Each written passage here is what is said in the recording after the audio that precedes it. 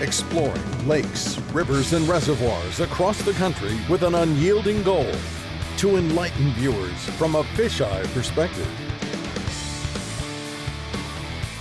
Come along and we'll investigate the habitat. Much more than a fishing show, this is an eye-opening aquatic experience. Welcome to Kim Stricker's Hook and Look.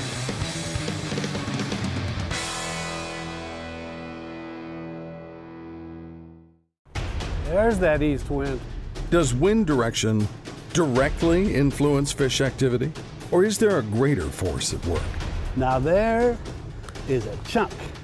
And should it steer your presentation? Caffeine shad coming at you. This is the scenario Kim deals with this week. The bite is good, and he's pleasantly surprised by the clues accumulated throughout the day. One of the bass I caught spit this up.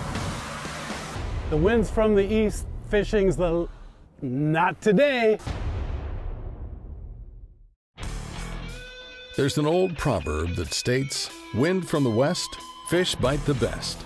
Wind from the east, fish bite the least. A poetic adage with a meteorological implication. But does it have merit? Today, Kim heads out with the east wind a-blowin' and a threat of rain to add to the mix. Yet, in spite of the folklore and forecast, he greets the day with confidence and anticipates a good post-spawn bite. Let's make it happen. Find the key little area back in this pocket. Caffeine shad coming at you.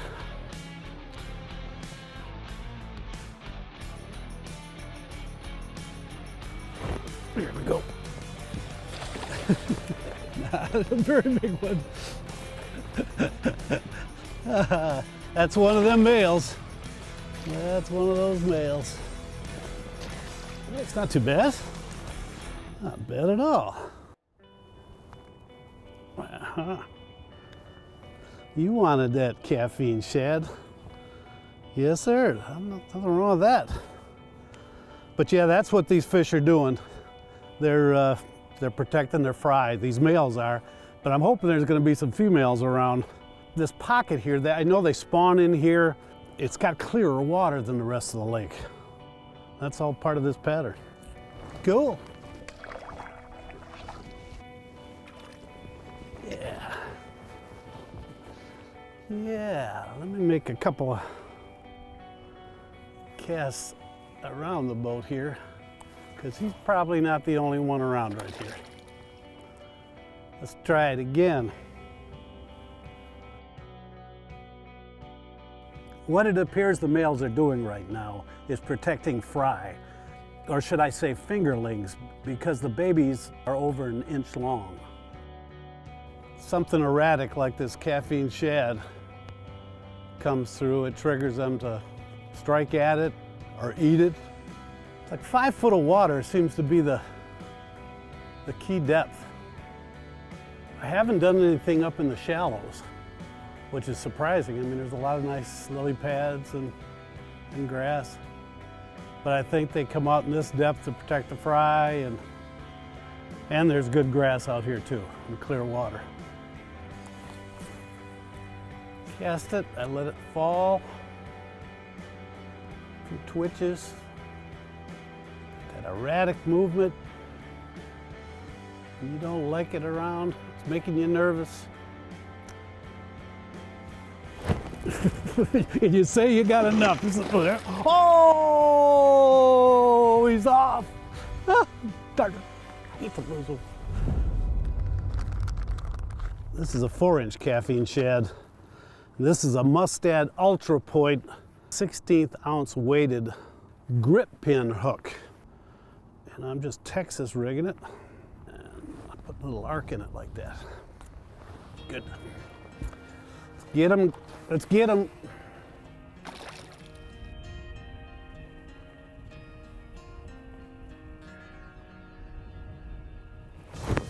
Go. That's a better fish. That's a good one. That's a good one. Oh, that's a decent fish. Oh, yeah. That's a little nicer fish. Come on over here. Come on up. Ooh, come on over here. Now there is a chunk. Nice chunky. Absolutely. Nice and healthy. Not a mark on it. He's the size of the one I just lost too. So I think we can catch some better ones. Hopefully so. Be sure to follow Hook and Look on Facebook and Instagram. We'll be right back. Hook and Look is brought to you by Strike King Lure Company, #1 in fishing lures. Lose, feel the difference. Power Pole, swift, silent, secure. Seagar, trust Seagar when everything is on the line. And by Aquaview, reinventing underwater cameras. Lots of water to cover. They're in this spot right here, that's for sure. Yeah, I've always been a fan of a soft plastic jerkbait. And the caffeine shad, there's none better.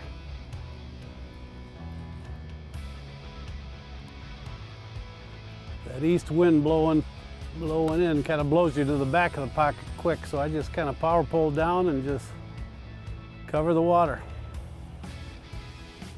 Next. There he is. Ooh, that feels like a good fish too. Ooh, that is good fish. Oh yeah.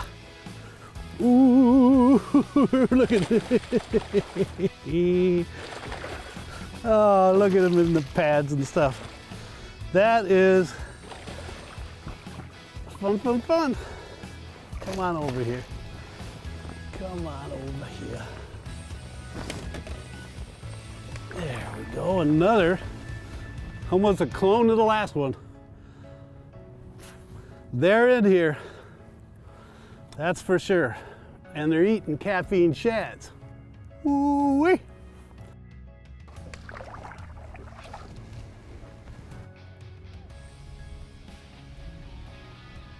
You got these little scattered patches of lily pads all over this pocket. And there's coontail and other weeds in between, but then a lot of open space as well. But I think it's primarily the fact that this area here has the clearer water. But when you come to where they're at, they're there. Power pole up, move down a little bit and power pole down again. But yeah, they get in these little groups.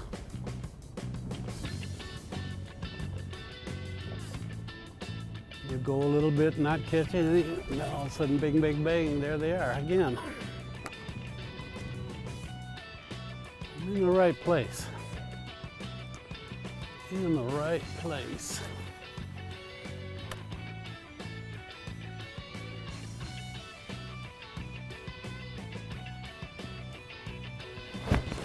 As I said, I'm in the right place.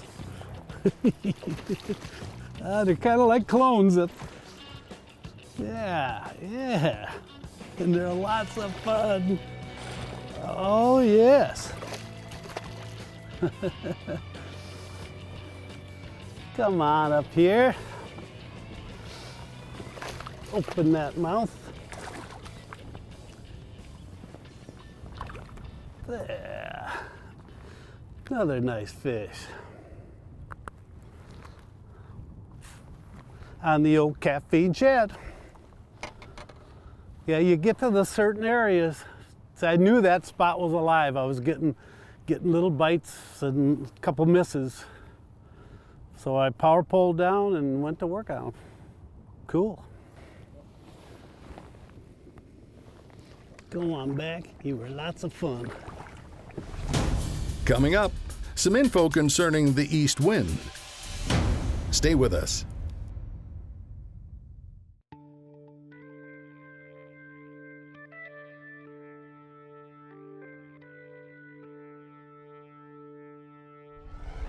Taking into consideration that the core of any angling presentation consists of several components, today's Seagar system begins with a Strike King 4-inch pearl white caffeine shad, rigged with a 4/0 16-ounce mustad grip pin hook.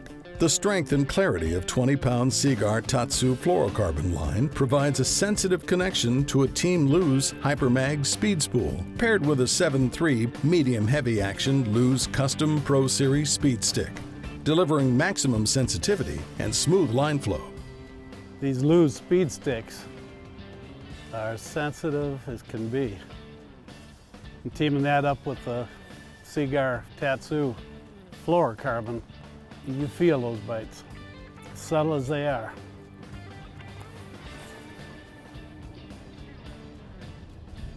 Time for another.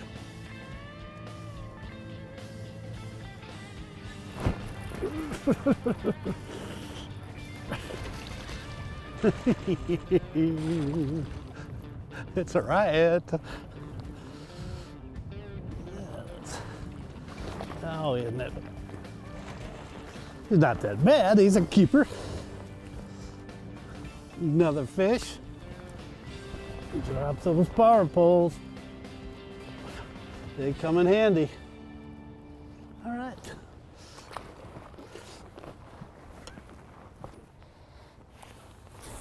Yeah, all I felt was a little click on that last one.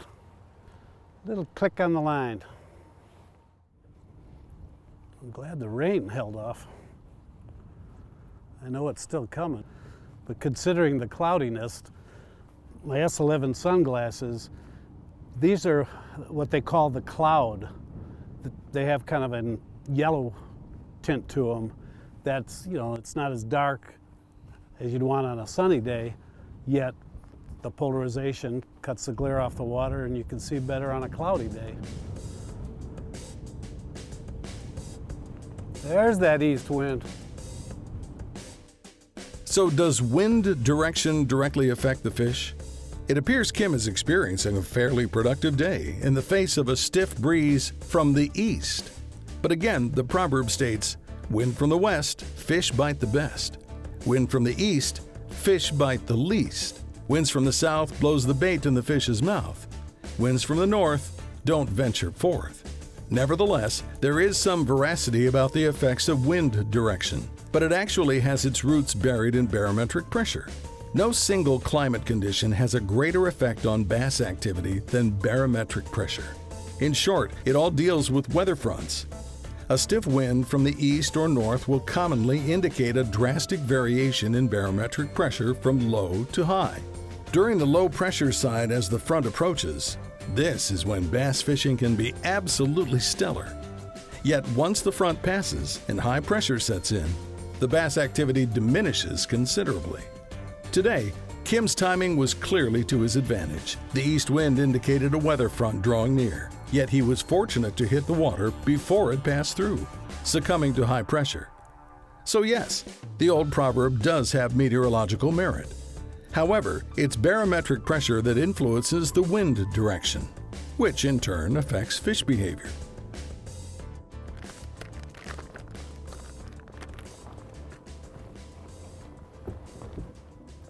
Yeah, you definitely want to pack plenty of caffeine shads, because when they're biting them, you're going to go through them.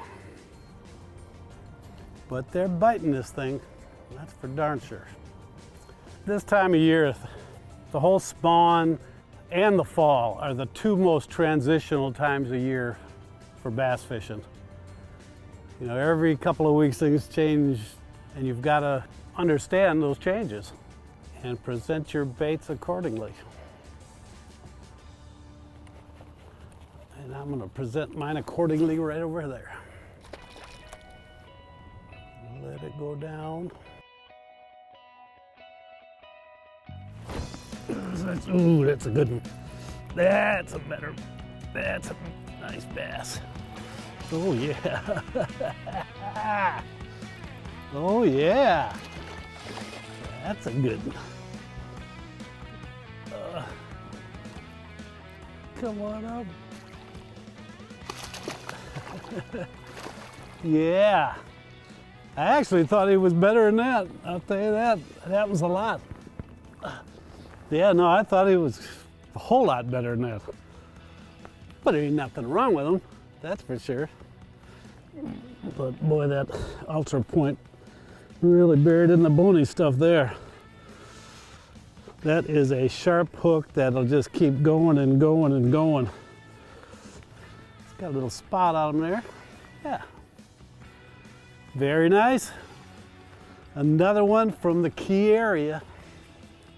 Thank you, fish. Go on back. Stay tuned. Kim makes an interesting discovery right after these messages. This portion of Hook and Look is brought to you by Ranger Boats, still building legends one at a time. Evinrude, the only outboard that lets you have it all. Sims Fishing Products, the choice of professional guides and anglers worldwide. Trickstep, because getting in and out of your trailered boat should be easy. And by Indian River, Michigan Tourist Bureau. Pure waters, pure trails, pure north.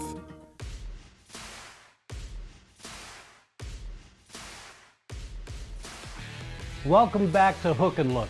Once again, the hook I'm using today is a 4/0 16th ounce Mustad Ultra Point grip pin hook, which was actually developed by Kevin Van Dam. The plastic keeper molded around the wide gap hook shank securely anchors any soft plastic bait, preventing them from slipping down and bunching up like they do on standard hooks. And considering it's an Ultra Point, this hook is manufactured to be ultra sharp and delivers incredible strength and easy penetration for repeated hook sets that stay pinned in the hardest, boniest mouths without dulling. I'm telling you, this hook is the absolute bomb.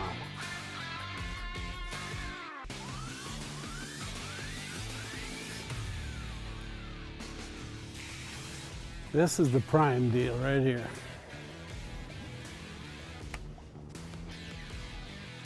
There's more than fry protecting going on.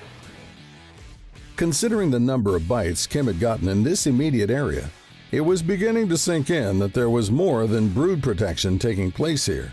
It became apparent that there was a group of hungry bass present, preying on the young fingerlings. Check this out. You know, the bass aren't really protecting fry. They're protecting their fingerlings. This is the size that they're protecting here. It's about 1.25 inches long. And the funny thing is the lake is a tough town because bass are cannibals. One of the bass I caught spit this up. So they're eating the fingerlings as well. Once the fingerlings reach a certain size, the parental manner the adults have instinctively displayed since nesting makes an abrupt about-face. As if released from a hypnotic trance, these bass begin to feed, and the offspring becomes fair game for their hard-hitting appetites. There we go. Oh yeah. Get over here. Ooh, ooh, ooh, ooh, ooh. Man, he's going like, ooh. Yeah. Not a bad fish either. Come on up here. Yes, sir. Yes, sir. I'm having some fun now. It is a riot. No doubt about it. Let's post-spawn fry chasing little dudes. They're a lot of fun. That's for darn sure.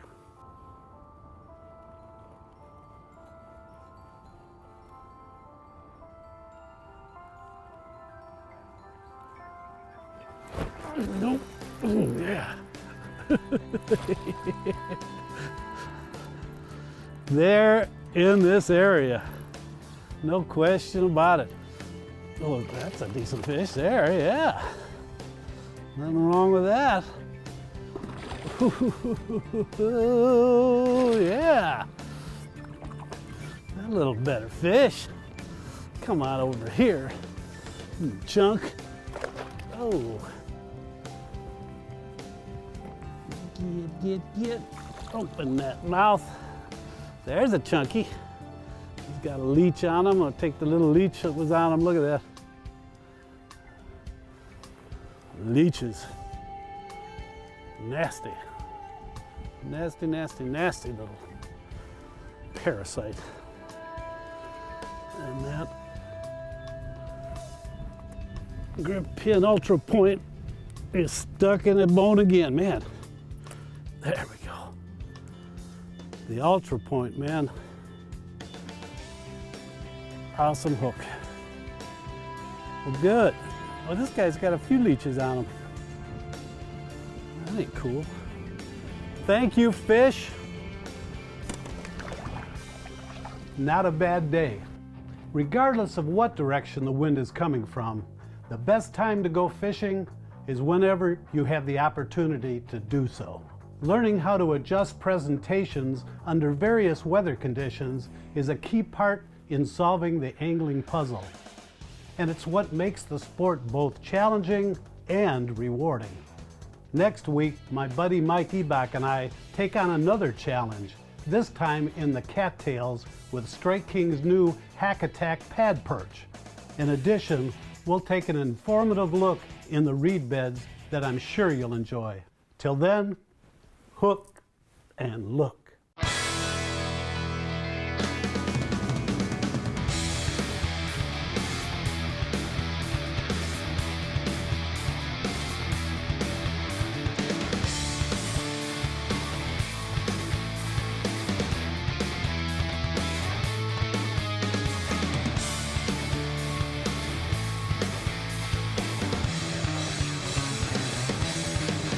Hook and Look is a Kim Stricker production.